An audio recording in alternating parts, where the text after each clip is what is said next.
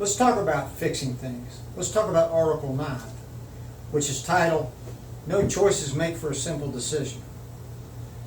After Gates capped F-22 production, several people, and rightfully so, started understanding what the implications were. Several debates and discussions were open about restarting the F-22 line. Within the Beltway became political.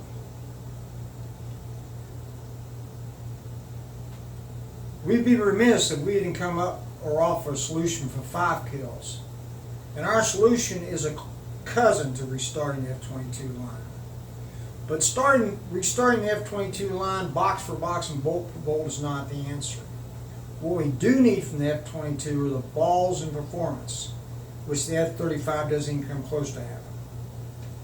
In this Army Sierra Depot, 95% of tooling and machinery to make the F-22 fuselage frame, etc., is still intact. 95%. What we would do is go there, take the existing tooling, build a skeleton, build the muscles, build the balls, and take F-35 brain or equal and stuff it in there. Now you have a badass. Oh, do we need a badass? I can hear the experts already. We need more studies. We need more options. No, you don't. What you need to do is quit walking by the graveyard whistling. You put the brains of F-35 with the balls in F-22, you have a badass. Do you need one? Let's take a look where we are at today. Right now, as I stand here talking to you, right now we have probably 100 plus F-22s are combat coded. 100. That's not enough to make much of a difference in a real shooting fight, full-blown with the Chinese, Russians, or both. We've got the F-35A as an air superiority asset. The F-35A, gee whiz, we got a gun on that one, is not ready for primetime air-to-air. As you'll see from the first 7 articles, the F-35A is lunch meat in front of another 5th generation fighter because it can't be seen either. Against 4th generation fighters, the F-35A will do okay as long as it doesn't get caught in a maneuvering fight, because the F-35A can see him and the 4th generation fighter can't see him.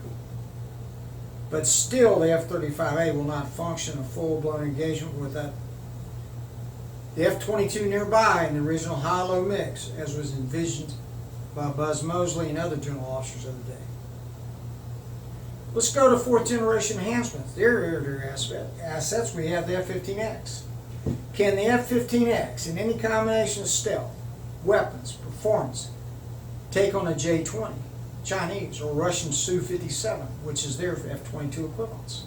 The answer is no. Let's talk about something we don't normally address, the United States Navy. Right now, our fleets, including carriers, are within ranges, periodically, of J-20s and Su-57s. Can a Super Hornet, in any combination of upgrades, take on either? Just like the F-15X, the answer is no. Not without a high-low mix and F-22. Do we have a carrier version of F-22? No. Why not? I'll take this one step further. We are lacking a badass to fill in at high end of the high-low mix in almost every case. It is the key to getting us to 2030 and holding air superiority. I don't care if you say, well, it won't be ready until 2025. That's fine. That's better than not at all. One other point I want to make. The question is, how do we go about it? The first thing you do is you make it a wartime priority. You build a hangar in a high desert. You put designers in there that understand on time, under schedule. Guys that are cut like a Kelly Johnson. And you lock the doors. You don't let them out until a badass rolls out in front of them. I can hear it all again, the cries from the dark. Oh, it's too long. Well, it is too long compared to doing nothing, which takes no time at all. Too expensive.